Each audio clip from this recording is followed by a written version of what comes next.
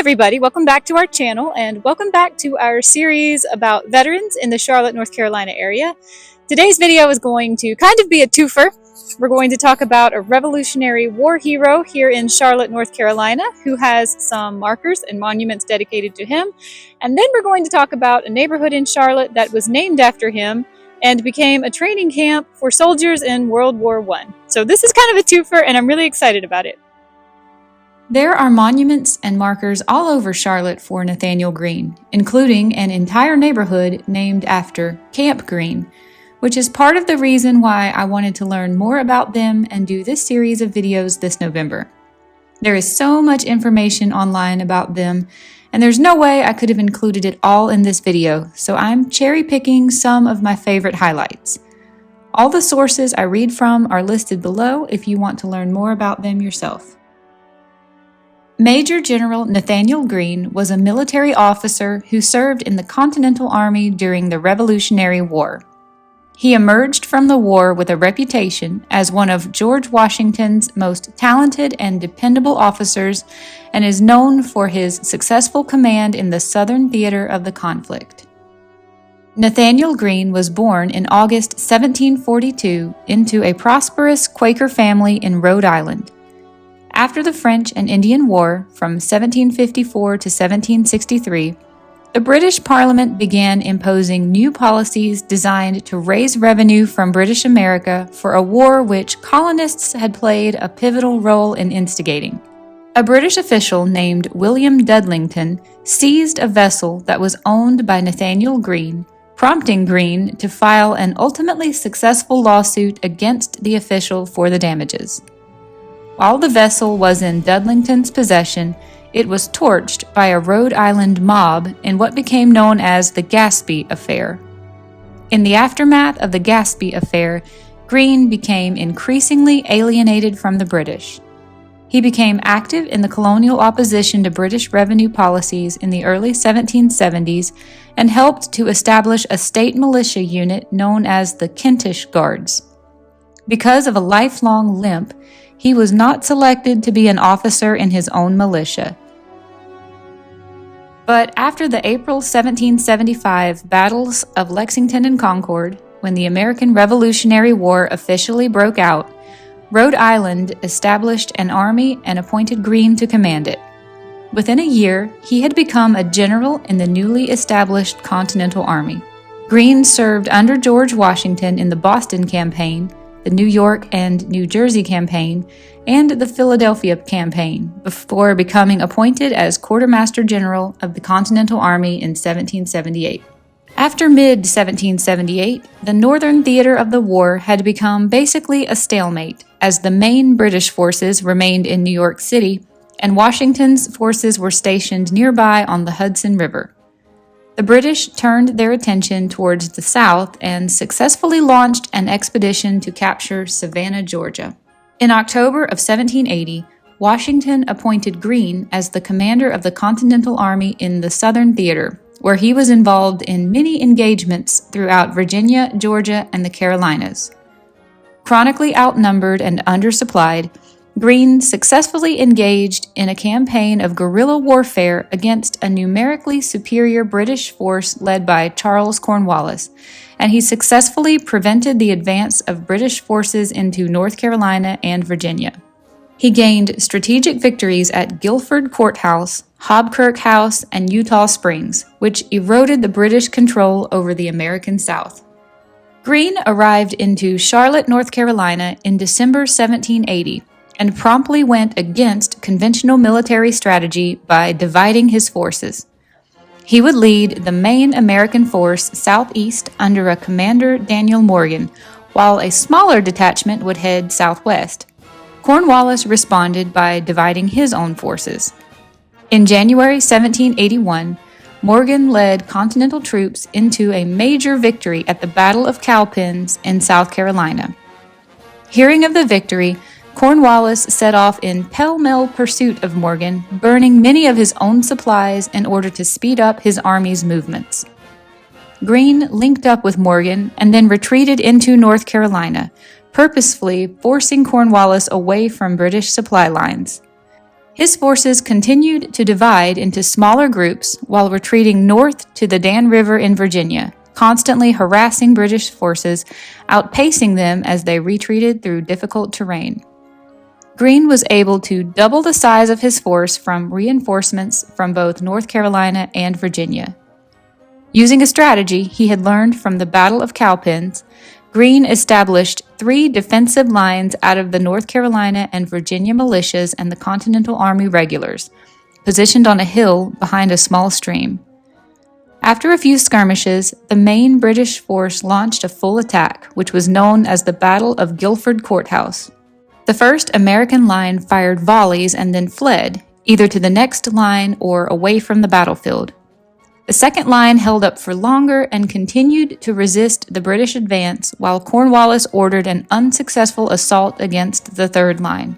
Major fighting on land came to an end following the surrender of Cornwallis at the Siege of Yorktown in October 1781, but Greene continued to serve in the Continental Army until late 1783. The governments of North and South Carolina and Georgia each voted Greene liberal grants of land and money.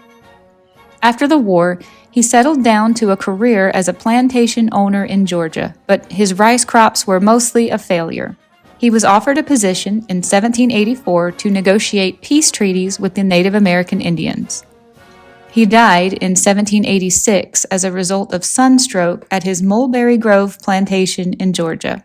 He was initially interred at the Graham Vault in Colonial Park Cemetery in Savannah, but his remains were later moved to a monument in Johnson Square, Savannah. Another square in Savannah, known as Greene Square, was named after him in 1799. Moving on. Camp Greene was a United States Army training facility established in 1917 that was named after the Revolutionary War hero Nathanael Greene.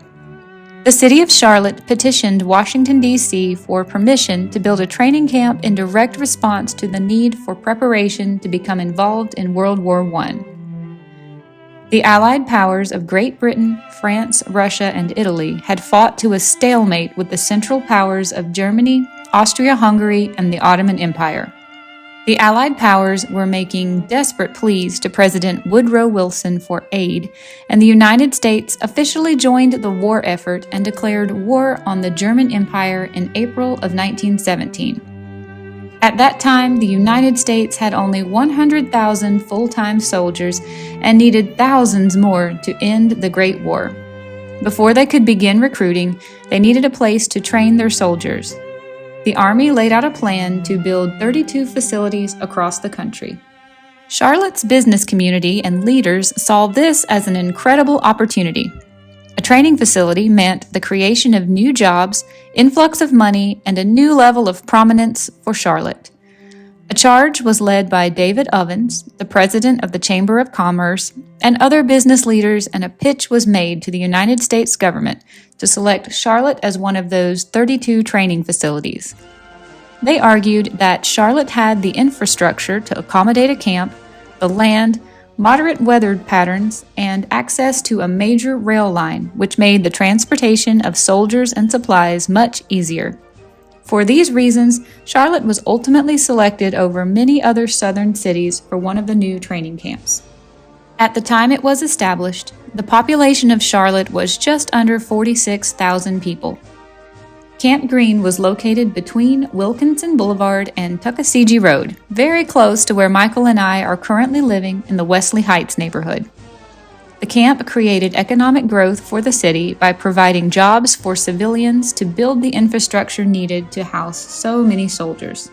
Construction on the camp began in July 1917, and by September of that year, the first soldiers were being housed in tents.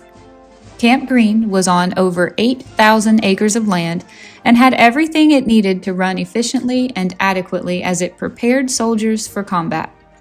There were wooden barracks and tents for housing, a post office, a bakery, an airfield, a rifle range, and a large hospital. The Army quickly outgrew the space and petitioned Charlotte city leaders to expand or lose the facility. The Chamber of Commerce raised enough money to accommodate the Army's growing demands, and they added an artillery range and a larger airfield to train the pilots. At its peak, Camp Greene saw more than 60,000 soldiers living on its base.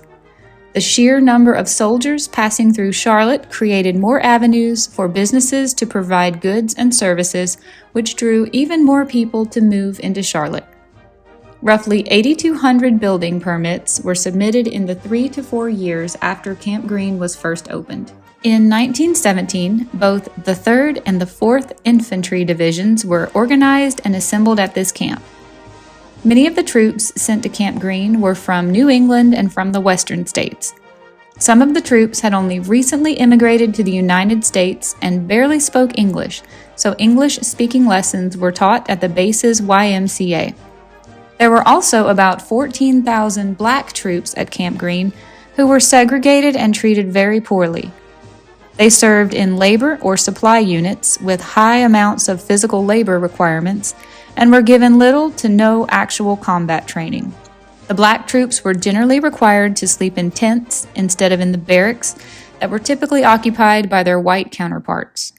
The black troops also received segregated health care and had a higher mortality rate, largely because the white physicians claimed that they did not know how to treat black people, and they also believed that the black people had weaker immune systems.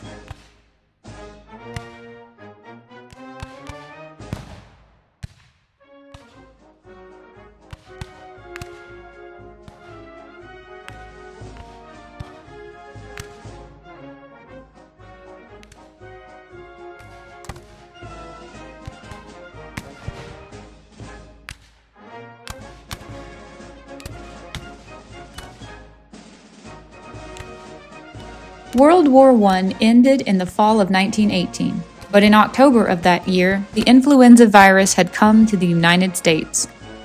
All soldiers, officers, and staff were placed under quarantine to control the outbreak. Any soldier that was able to be shipped overseas was sent out. The camp was largely abandoned, except for the black soldiers that were all left behind. Almost 300 people died of the influenza virus at Camp Greene before the outbreak ended.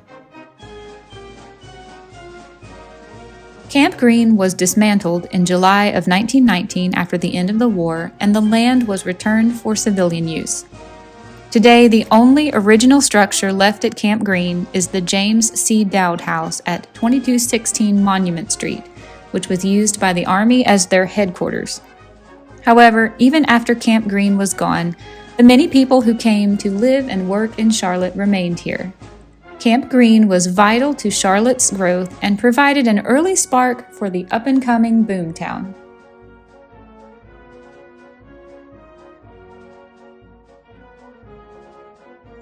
All right, everybody, I hope you enjoyed learning about Nathanael Greene and the Camp Greene area that is now a beautiful area of Charlotte. It's under a lot of construction, a lot of new housing is going up in this neighborhood, but it's wild to think the history of the land that we are standing on right now. I've really enjoyed making this one for you, and I hope you're enjoying this whole series. I'll see you another day in another video. Bye, guys.